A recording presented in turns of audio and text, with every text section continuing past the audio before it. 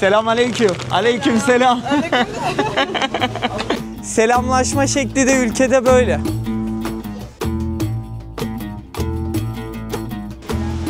Anlamadım ki.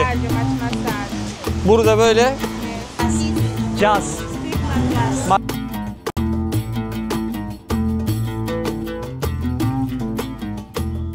Nasıl ortam ama? Kardeşlerim, abilerim, ablalarım, yeni bölüme hepiniz hoş geldiniz. Madagaskar gezimin artık son kısmındayım. Bu bölümden sonra Türkiye'ye geri dönüş yolculuğu başlıyor. Türkiye'den de Avrupa Schengen vizem var şu anda hali hazırda. İtalya'ya bir seyahatim olacak. Fas gezisine başlarken bir sonraki ülkeyi tahmin edene güzel bir hediye getireceğim demiştim. Bir abimiz bildi. Videonun tüm yorumlarını an be an takip ediyorum. İlk bilene, en hızlı bilene gelecek ülkeden de artık bir hediye getireceğim. Ben bu hediyeleşme işini sevdim. Hediyenin küçüğü büyüğü olmaz. Uzaklardan dünyanın bir ucundan küçük bir anı gibi düşünebiliriz bunu. Abimize güzel bir hediye ayarladım. Abi bana ulaş. O zaman bir sonraki ülkeyi bilecek olan kişiye de yine güzel bir hediye getirelim o zaman. Şu anda ise Madagaskar'ın Nospi adındaki bir bölgesindeyim. Bu Nospi'nin nüfusu yaklaşık 200 bin. Genellikle turizm bölgesi olarak geçiyor burası. Gözüm yanıyor ya. Aslında şu anda Madagaskar'da kış yaşanıyor.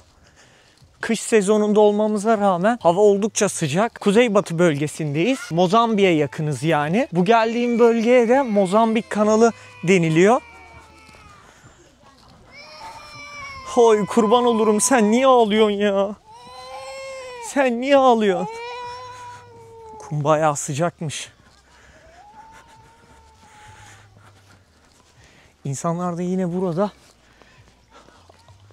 bu kokonat ağaçlarının yapraklarıyla çatılarının üzerini kapatıyorlar. Bambularla, kokonat ağaçlarıyla da evlerini inşa ediyorlar bu şekilde. Denize bakar mısın? Masmavi. Gerçekten çok iyi duruyor. Arkadaşlar normalde videolar içerisinde gözlük takmayı çok sevmem. Fakat çok sıcak. Gözlerim inanılmaz yanıyor. Hatta terliklerimi o bölgede bıraktığım için bile pişman oldum. Keşke dönüp terliklerimi de alsaydım. Şu Madagaskar'da bakın şu bir evin banyosu oluyor aslında. Baksana ya, adam dünyanın en güzel banyolarından birine sahip. Kimse yok zaten içinde. Şurada duşunu alıyor şu manzaraya karşı. Şöyle bir yerde yıkanmak ister miydiniz? Ya da ömrünüzün birkaç ayını şöyle güzel bir adada geçirmeyi.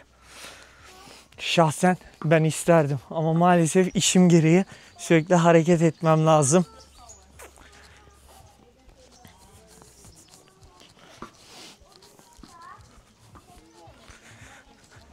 Şunlar da otel oluyormuş. Ben günübirlik olarak geldim buraya, bu bölgeye.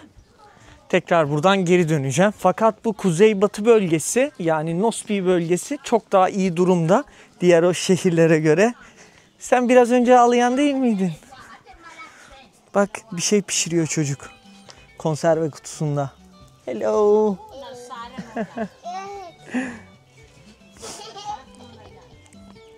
O muzlara bak. Selama. Selama. Muzlar. Bu muzları genellikle pişirmek için kullanıyorlar. Pişirerek tüketiyorlar. Hamurda kızartarak tüketiyorlar bu muzları. Kocamanlar. Tabii sarı olanlar normal şey için tüketiliyor. Tadları da güzel.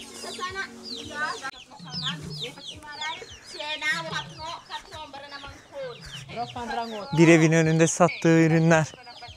Ya insanlar çok güler yüzlü bu ülkede. Gerçekten bu durumu çok sevdim. Herkesin farklı bir gezi tarzı vardır. Ben de daha böyle güler yüzlü insanların olduk ülkeleri vesaire seviyorum. Selama. Turizm olduğu için de adada yaşam devam ediyor aktif olarak. Şöyle sağda gördüğünüz gibi dünyanın farklı yerinden gelen turistler var. Şu acaba kabak mı yoksa kakao çekirdeği falan mı? Kocamanmış. Selama. Abimiz ne satıyor? Banana. Muz kızartılması. Biraz önceki gösterdiğim muzların satış hali. Gözüm inanılmaz yanıyor ya. Mikro falan kapmadım inşallah. Selama.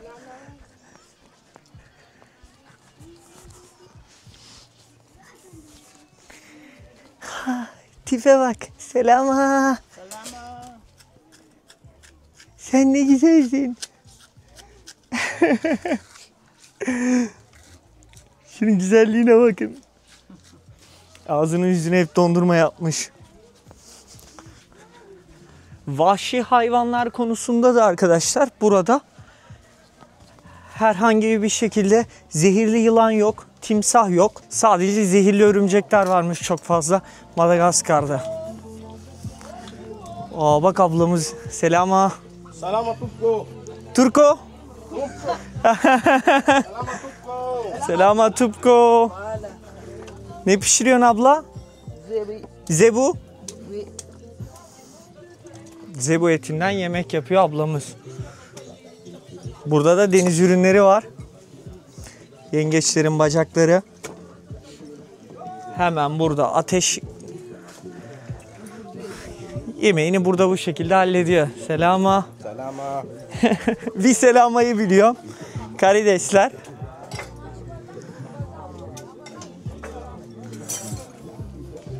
Abi adamlar çok rahatlar ya. Yani arkadaşlar bizim ruhumuz aç, bu adamların da karnı aç genellikle. Selama. Bu da adanın barı herhalde burası. Büyük ihtimalle.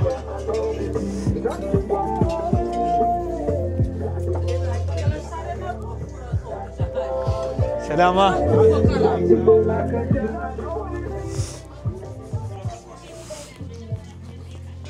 Şöyle ön kısımlara doğru gidelim. Son günümde de bir de böyle bir turistik bölgeyi görün istedim. Ülkede, başkentte çok gezilecek bir yer yok. Genellikle yabancılar, Avrupalılar, Fransızlar buraya geliyorlar turizm için.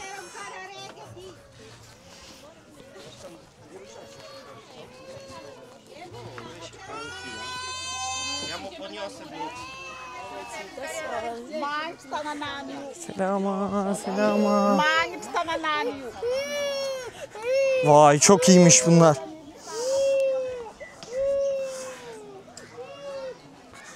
Küçük bir pazar kurulmuş burada da.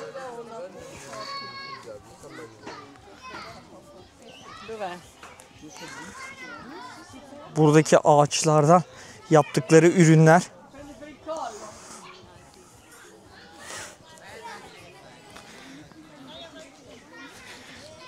Bu burun karıştırma olayını bir bıraksalar çok güzel insanlar. Selama. Hello.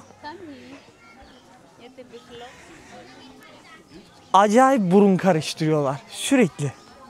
Yani senle biri bir şey konuşuyor, İngilizce de bilse burun karıştırıyor.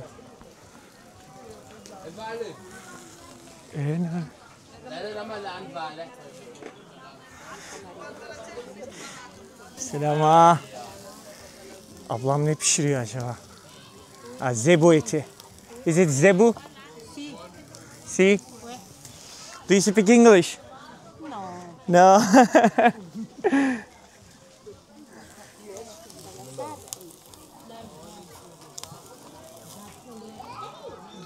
Anaraku. Estela. Marco.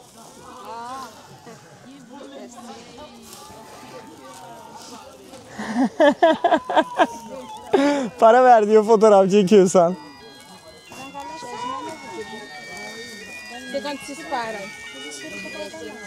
Böyle derisiyle beraber de pişirebiliyorlar burada yiyecekleri arkadaşlar. Mesela o yardım yapılan köylerden birine gitmiştim. Köyde tüm hayvanı yedikten sonra adamlar kalan deriyi de, yani koyunun o keçinin derisini haşlayıp kaynatıp kıllarıyla beraber yemişler. Genellikle burada işte krep, makarna, selama, balık vesaire tüketiliyor. Selama. Dobra. Dobra. Cześć. Türkiye. Türkiye.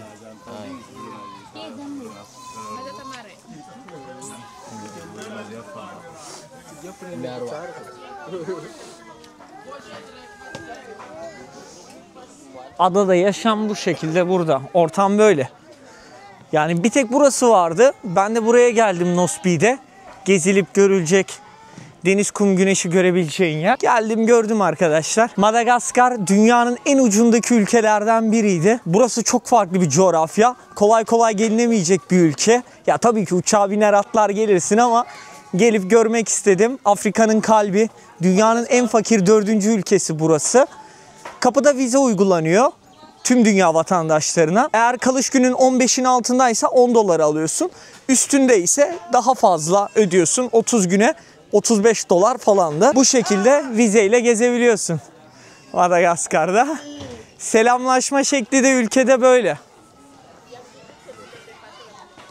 Bak kalbine götürdü. Çakıyorsun böyle, kalbine götürüyorsun. Bir de elini tutarak selamlaşıyormuşsun. Tatlı insanlar ya. Genellikle garibanlığın olduğu yerlerde tehlike de artar aslında. Fakat burası pek tehlikeli değil. Selama. Selama. Ablana. Karides. Karides. Topluyorlar. İsoça.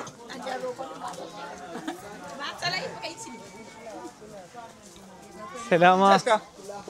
Hello. Hello. How are you? I'm fine. Me too. Okay. What's your name? Judikael. Judikael. Yeah. Are you living in this island? Yeah, I living here. For how many years? Oh. So 25 years. You born in this I island? born here. Why? Really? Oh, Perfect. yeah, really? Okay. What is this? This Zibu. Zibo. Meet the Zibo.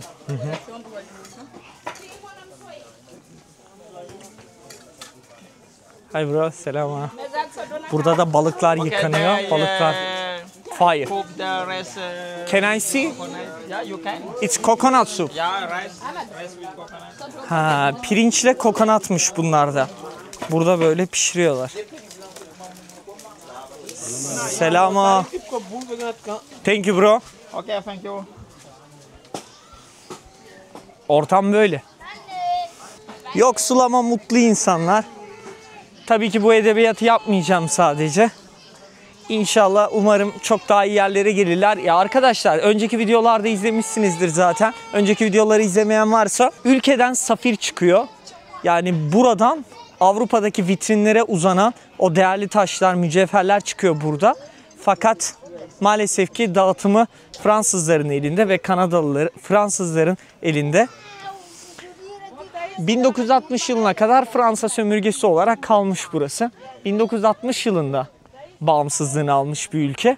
Ama bağımsızlığını alsa da bu sömürge imparatorluklarında, sömürge yerlerinde de Fransızların sömürdüğü ülkeler inanılmaz kötü durumda. Böyle bir sıkıntı var. Ülkede elektrikli otomobillerin bataryasında kullanılan bir maden var. Adını unuttum. Nibelt mi deniliyordu acaba? Tam olarak hatırlayamadım. O mesela buradan çıkıyor. Yani aslında bu kadar zengin olması gereken bir ülke maalesef ki bayağı kötü bir durumda. Bir de bunun dışında da arkadaşlar dünyadaki en büyük vanilya üreticisi %80'ini Madagaskar'dan karşılanıyor. Ülkede hem turizm var, hem madenler var, hem bir sürü şey var. Fakat dünyanın en fakir 4. ülkesi. Biraz önce anlatmak istediğim aslında oydu. Fakir oldukça bir ülke, suç oranı da daha yüksek olması gerekiyor. Çoğu yerde öyle aslında. Fakat burası için değil. Ve bu da ülkedeki adanın, bu da ülkenin bayrağı. Kırmızı, yeşil, beyaz. Bir çiçekten esinlenilmiş bayrak için bir çiçek kullanılıyor. O çiçeğin de üstünde kırmızı, beyaz ve yeşil var. Bir arada üçlü. Adını unuttum vallahi çiçeğin. Görüntüsünü bırakacağım şimdi. Okay. My name is Antoinette. We live in Madagascar at the Hellville town, the main city. Moi, touriste aujourd'hui, c'est juste ça. She is there just for a tourist and visiting around. Can you ask her what she know about Turkey? Do you know anything about Turkey? Nino fievere no Turk vanaf naar no pays Turk. What What do you Turc. know about? Yin Oui. zijn Turk, pays Turk zijn, pays Indo-Turk. Ja, favorite. Vanaf Leng, no. Yin zijn dinkinom kas pays Turk. Oh, je sais pas. She don't know about Turkish. Okay. Okay. She said that she's like you. It's okay. Thank you. enough. Okay, thank you. Such I'm sorry. She is Faida. How old are you, Fayda? Firtongo, no? 25 years old. Can you ask her, she live in this island? Anon Petraketu? Yes, she said yes. She know anything about Türkiye? Misrayanom kaski pays Turk. Şeyi sordum şimdi, Türkiye hakkında herhangi bir şey biliyor mu diye. Burada Nothing. nothing. Yes. She doesn't know, even she doesn't know where is on the map Türkiye. No, ye misizamni karte. Şeyi sordum şimdi de, harita üzerinde nerede diye. Nothing. Okay. Yes. Thank you. Kızların saçlara bak ya, kıvır kıvır, çok iyi.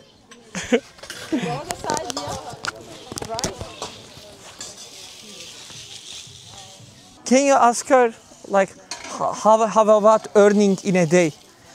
Bak abi, burada her şeyin ikinci el kullanılmışı var.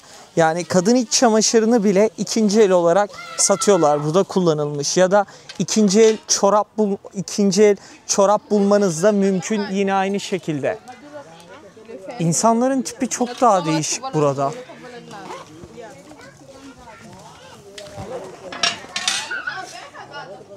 That's fine, lady. Maybe we can do some interview with you. With me? Yes. Yeah, better. Ve Madagaskar, Afrika ile ilgili de birkaç düşüncelerimi ben söyleyeyim. Buraya aslında bence Afrika diyemeyiz tam olarak.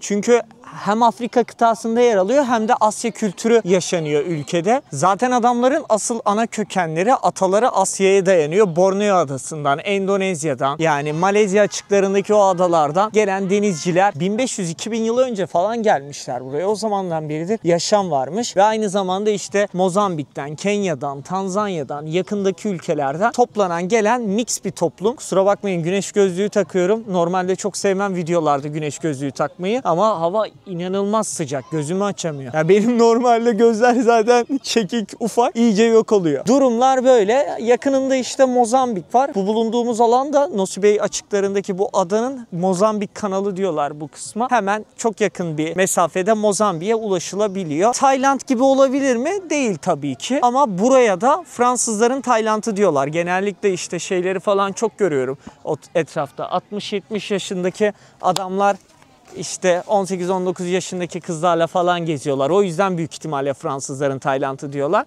İnsanlar böyle gördüğün gibi çok sıcakkanlılar. Otur bir yerde müzik aç, hemen 10-15 kişi toplanır ya. Biraz önceki abla gibi. Böyle de güzel yanları var. Başkentte çok fazla kapkaççılık olayı falan yaşanıyor. Afrika kıtasında toplam 54 tane ülke var. Bunların bakalım kaçını gezebileceğiz, kaçını görebileceğiz. Ada da böyleydi.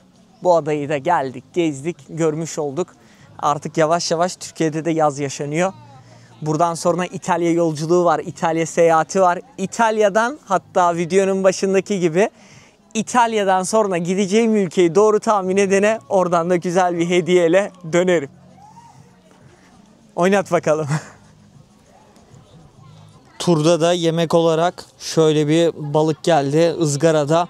Valla organlarını falan da temizlememişler büyük ihtimalle. Kafayı bile almamış. Direkt ateşin üstüne atıp yanında da bir de böyle bir salata. Ne içerisindekiler? Havuç. Çok iyi ya. Adamlar nasıl eğleniyorlar.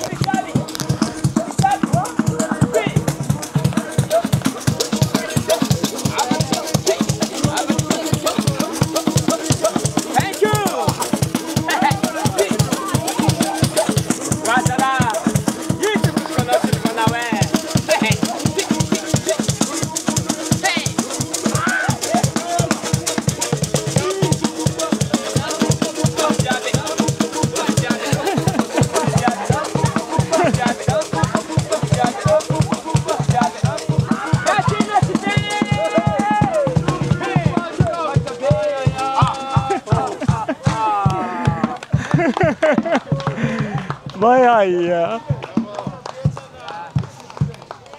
Ada ortam gerçekten çok güzel. Su şu anda yükseldi. Gel git olayı oluyor denizde. Suyu zaten anlatmaya bile gerek yok. Şimdi tekneyle biraz açılıp suyun artık keyfini çıkarma vakti burada da.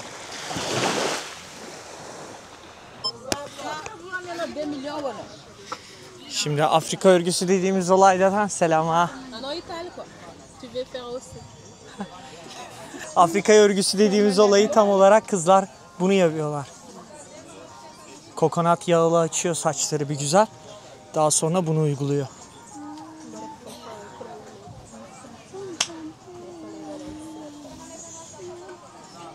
Tek tek tek. Genellikle gerçek olmayan saç kullanıyorlar bunlarda. Şimdi dönüş yolculuğunda da böyle abiler balıkları tutmuşlar. Tanesini 60.000'e satıyorlarmış bu balıkları. Abi renge bak.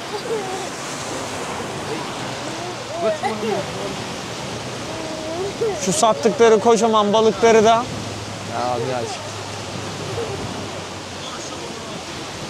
kaç yapıyor? 12 dolar. Aynen. 12 dolara falan satıyorlar o balıkları da. Hint Okyanusu burası da. Bugün de böylelikle biter.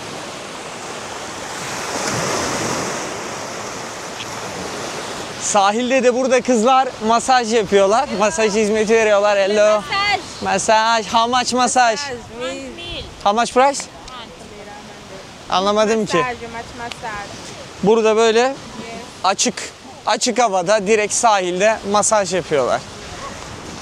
Misocha.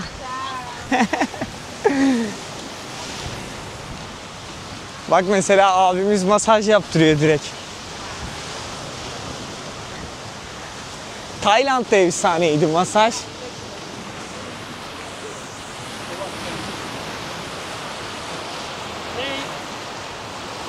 Sahil ama gayet güzel. Gün batımları çok güzel oluyor buraya geldiğimden beridir harbiden. Masaj olayı da bence dünyada bazı yerlerde bazı şeyler özel olmalı. Her yerde mesela masaj yaptırmak değil de Tayland'da masaj yaptırmak gerçekten çok iyi. Tayland'da, Endonezya'da masajın zaten asıl olduğu yerler diyebiliriz oralar için. İlginç ama böyle sahilde direkt yapılan bir yer görmemiştim. Masaj, thank you. Masaj. Bonjour. Burada da bu bölgede de balina köpek balıkları diyorlar buna. Bu balina köpek balıklarının turu var. Arkadaşlar bu ülkede olan en ilginç durumlardan biri ise mesela biz bir şey yok ya da hayır dediğimiz zaman ne yapıyoruz? Yapıyoruz değil mi? Böyle yapıyoruz. Kafayla ya da beden diliyle konuşuyoruz. Burada da bir şey tamamsa, evetse bunu diyorlar. Böyle yapıyor. Kafasını yukarıya kaldırıyor. Yani bu tamam demek, evet demek, onaylıyorum, kabul ediyorum anlamında genellikle. Bro yes mi diyorsun, direkt böyle yapıyor. Böyle yaptığında tamam demek oluyor. Kadınların da şu yüzüne sürdüğü şey, ağaçtan alıyorlar bunu. Güneş koruyucu olarak kullanıyorlar. Yüzlerini güneşten korumak için genellikle bunu sürüyorlar. Hadi gidelim. Vanilya. Vanilya da böyle bir şey arkadaşlar. Önceki videolarda çokça gösterdim zaten. İçini açıyorsun abi. Bunun yarıyorsun, kaşıkla alıyorsun. İçindeki sıvıyı kullanıyorsun. Yapışkanlı bir şey böyle. Vanilya. Bu bayağı pahalıymış bu arada Türkiye'de vanilya. Yaklaşık mesela şurada bildiğim 1000 dolar falan var Türkiye'deki fiyatıyla. Ben aldım, birazcık getireceğim Türkiye'ye. Hadi bitirelim bugünü burada. Ya şehrin burada bonjour. Diğer şehirlere göre Madagaskar'daki bu şehrin bence buranın harbiden ruhu var. Yani insanlar bu arada ekonomik olarak çok daha iyi durumdalar. Zaten kıyafetlerinden, üst başlarından vesaire belli oluyor.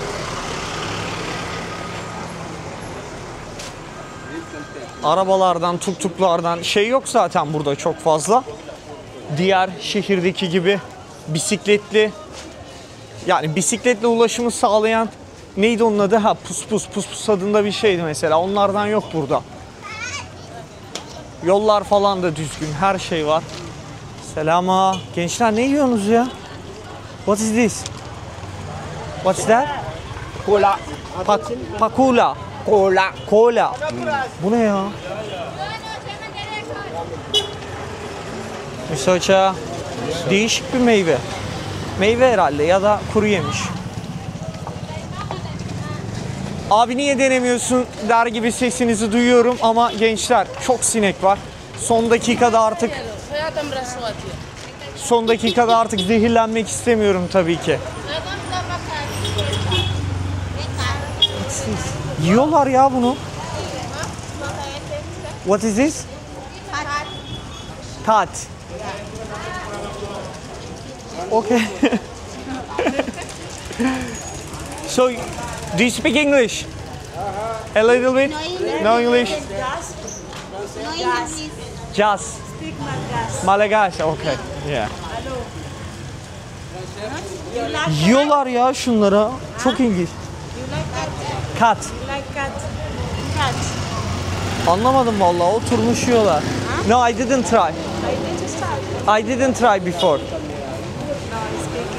Sorry, I can't speak French. Sorry. Thank you so much.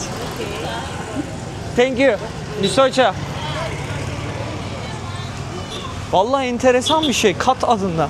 Selama. Selam. Bildiğin ot yiyorlar ya adamlar. Enteresan. Oo. Abim etleri getirdi. Burada da hemen lokal bir bar var. Selama. Selam aleyküm. Aleyküm selam. What's your name? What's your name? Anaraku? Anaraku Marco. Tamam, abla anlamadı. Selamünaleyküm diyor ama rom satıyor burada. Buranın yerel alkolleri Nosibe ya da. Bu arada arkadaşlar kolanın olmadığı tek ülke diyebilirim burası. Kafası güzel onun ha herhalde. Salam alaikum.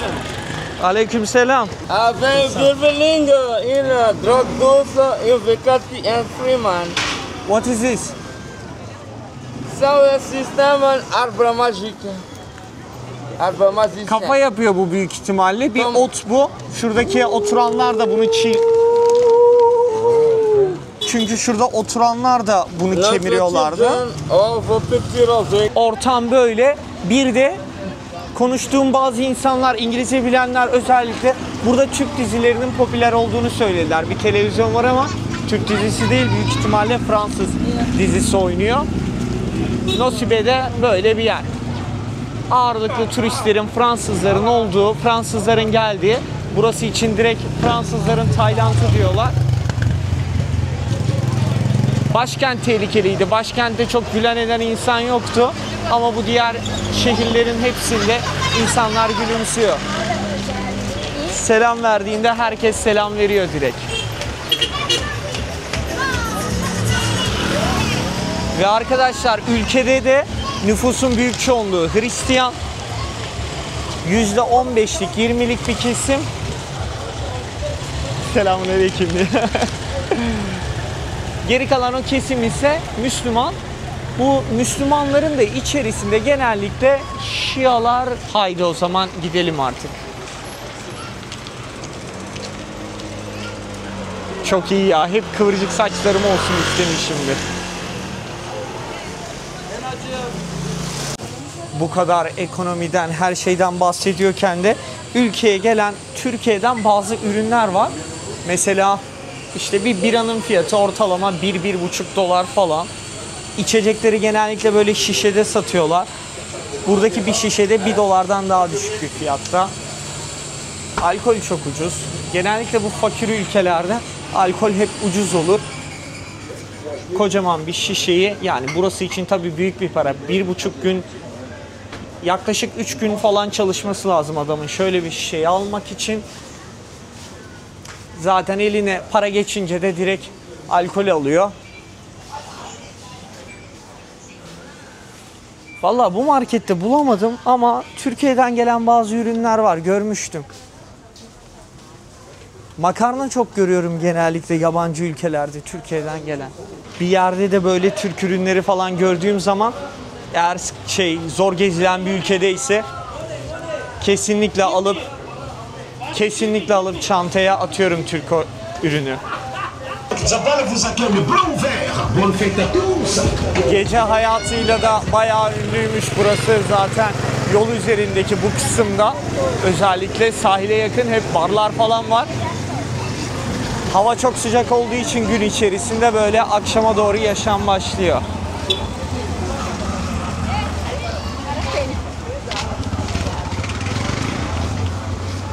Vay be, CD'ci kasetçi var karşıda.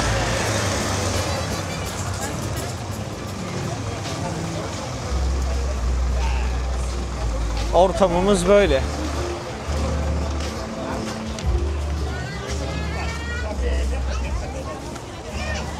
Bu meyveleri özleyeceğim. Bugün artık son günüm. Selama. Ananası özellikle çok seviyorum. Muzlar da burada gerçekten güzeldi. Beğendim. Türkiye'ye muzlar Ekvador'dan geliyor.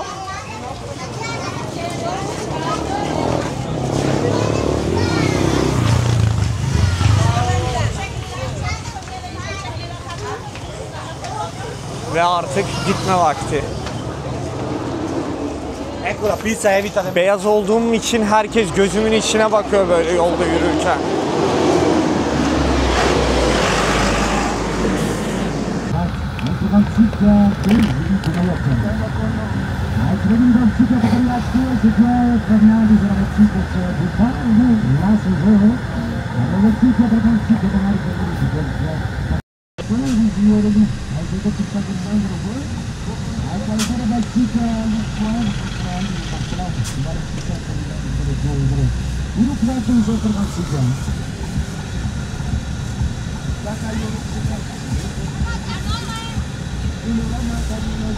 Hem turizm var hem de puspus yok zaten. Puspus olmadığı için de belli. Diğer o fakir şehirlerde ama şu yemekleri şu açıkta, güneşin altında adamlar bırakıyor. Çatır çatır da satıyorlar.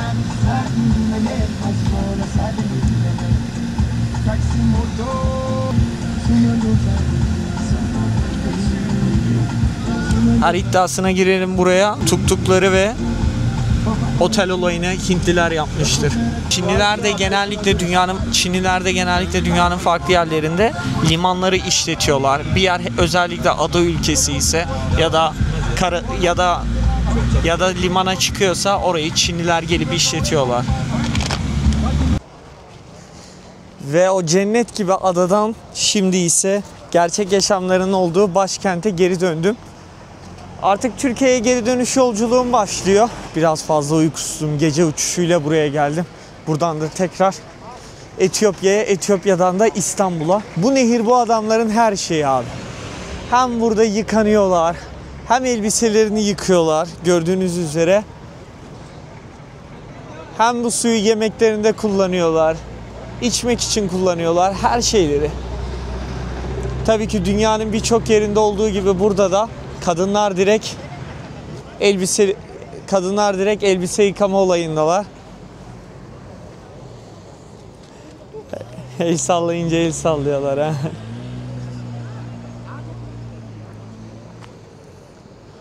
Ortam böyle. Madagaskar çok acayip beni etkiledi ya bu ülke birçok konuda. Dünyayı gezerken ben bir 70-75 ülke falan gördüm. Bugüne kadar gördüğüm en fakir ülke buraydı. Açlığın, yoksulluğun en yüksek olduğu yerdi burası. Afrika'nın doğusunda dünyanın en büyük ada ülkesiymiş. Dünyanın en büyük 4. ada ülkesiymiş. Fakirlik bakımından da dünyanın en fakir 4. ülkesiymiş. Ama o kırsalda yaşayan insanların kimliği ya da oralara dair bir veri olmadığı için böyle. Belki de dünyanın en fakir ülkesi burası. Artık Madagaskar'a veda ediyoruz. Buraya kadardı. Umarım videolar hoşunuza gitmiştir. Beni ise şimdi bir Avrupa seyahati bekliyor. Buradan önce İtalya'ya gideceğim. İtalya'dan sonra ülke daha belirsiz. Yine Avrupa içerisinde olacak. Sonra da Afrika seyahati var yine. Hadi bakalım.